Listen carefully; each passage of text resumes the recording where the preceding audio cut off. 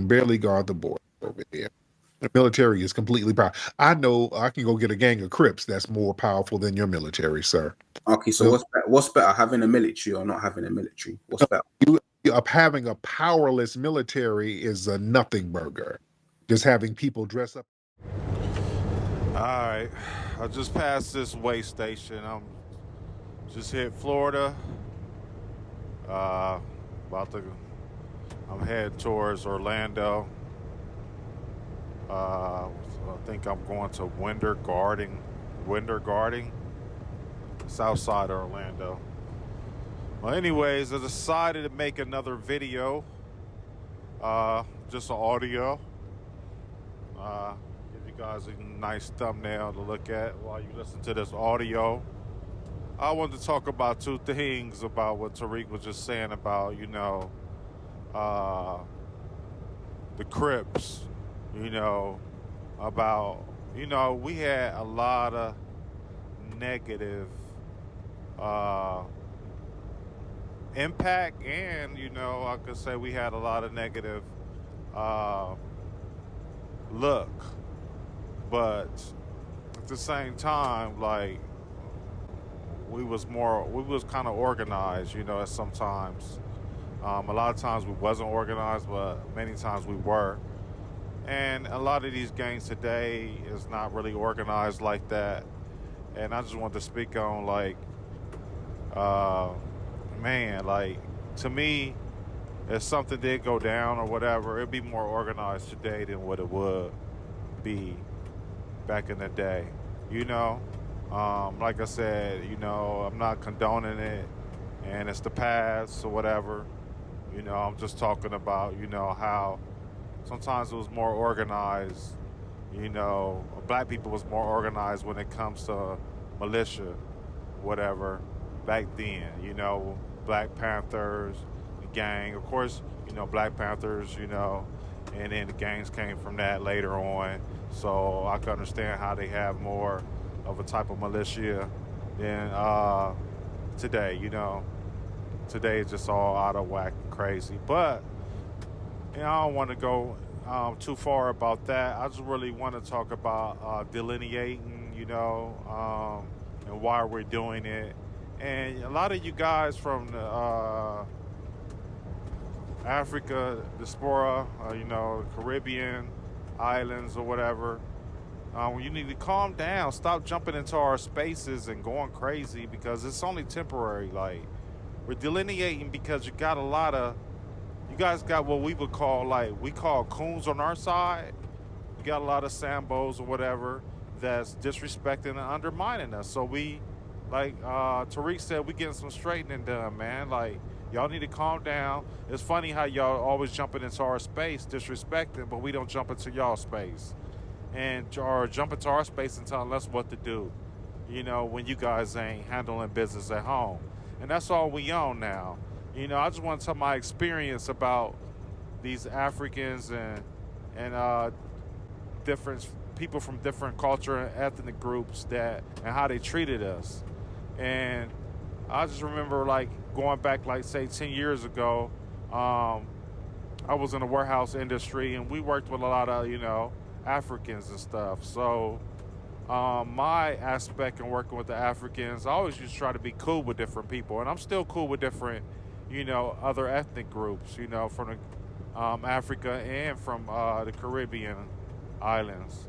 I got one Haitian guy. He's like one of my favorite persons to talk to or whatever. I'm not gonna say he's like my friend because we don't really hang around outside of work, but we still cool, And but, like, I used to always step to the Africans, like, and try to, pick their brain, what was going on in Africa, thinking, the homeland was more, better than America, and would love to go there. And I just started realizing that it wasn't, man. Like, these guys were scamming each other. Man, I got so many stories. It's just funny. Like, see, I got a cousin. He never really liked it or been a fan of a lot of, these African guys, because, like, maybe because of his experience.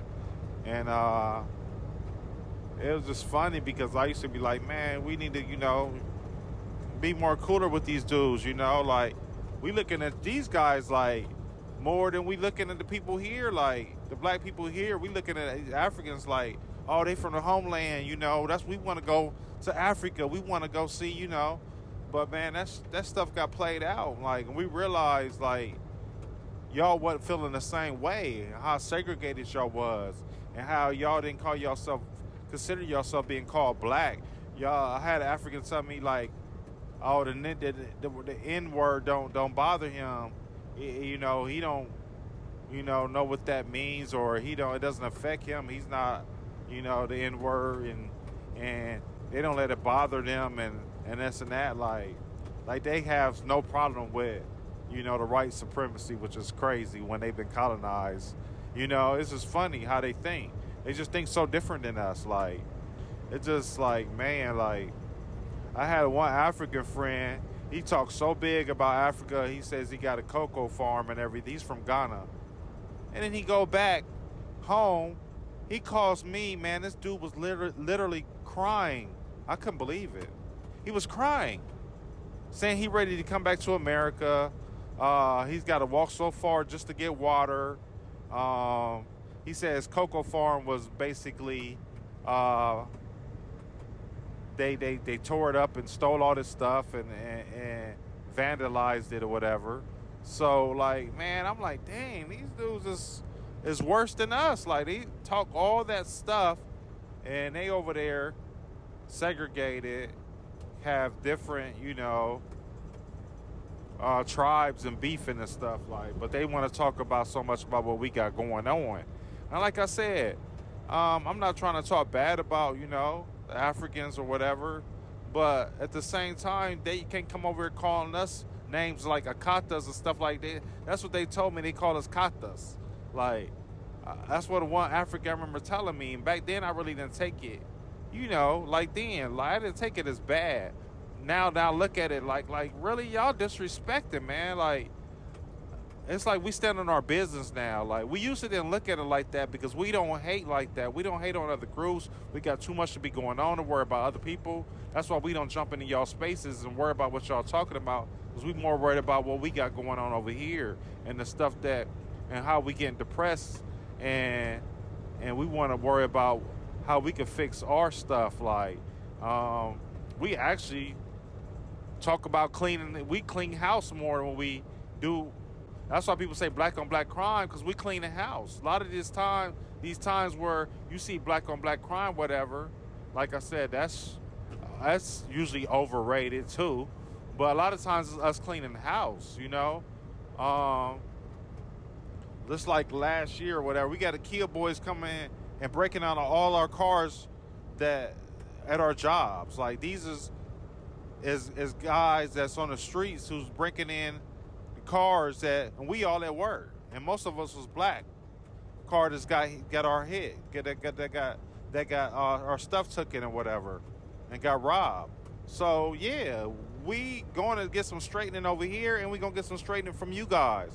So we just letting you guys know, though, you need to calm down, though. This is temporary. Like, we could work on,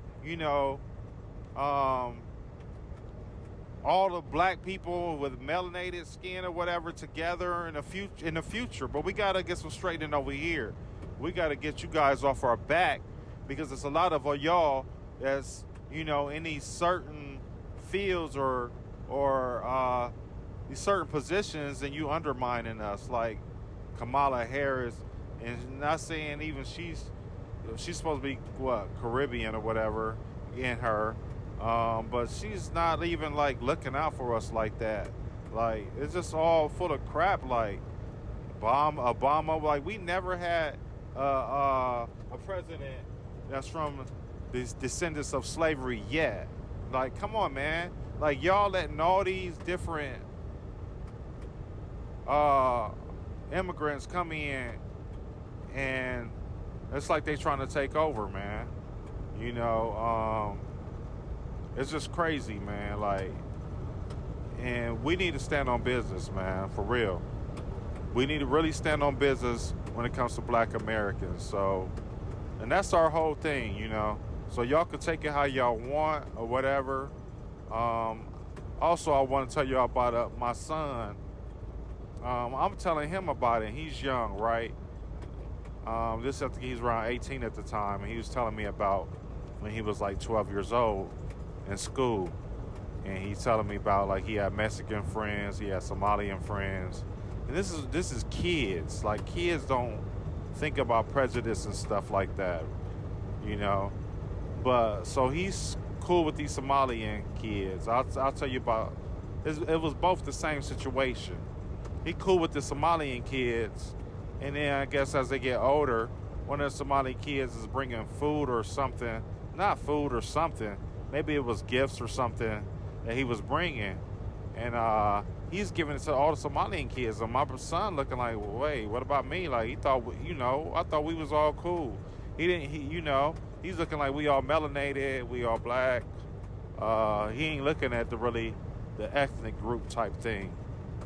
But they like, no, not you, basically. Like they separate him out, and basically tell him he's not a part of them, basically. And he like, wow, like he don't know what's going on in his brain, like, So it's just crazy, like. And he said the same thing happened when a Mexican guy he was friends with, when they invited, all of them to their house, they say, oh no, not you, just, us, So this to tell you how they think about us. Like, man, they did the same thing at work. They was like so segregated, which is cool. I ain't got no problem with that, because right now we on being segregated, because we gotta, like I said, we gotta clean house and get our stuff right. So y'all do y'all, we do us, like, and that's all I want to talk about. Is I'll be talking more and more about this topic and related topics about delineating from other Africans and guys from the Caribbean, but it's no disrespect. Just don't come over here talking about us. Like, we used to take it, be like, okay, because we knew we had some stuff to work on. Y'all can talk about us, whatever. We ain't tripping, because when we agree with you, like, okay, that is true. These dudes over here, black Americans, niggas doing dumb stuff, But at the same time, like, hold on, man. You can't be talking about us and you got this to fix in your homeland. Like, come on, man.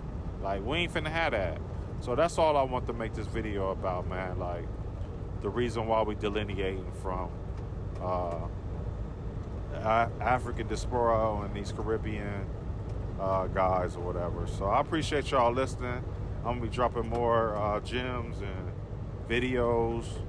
I just wanted to drop this audio while I was driving, to add some more content. Please like, subscribe. I'm trying to get to 1,000 subscribers now. I done hit 50.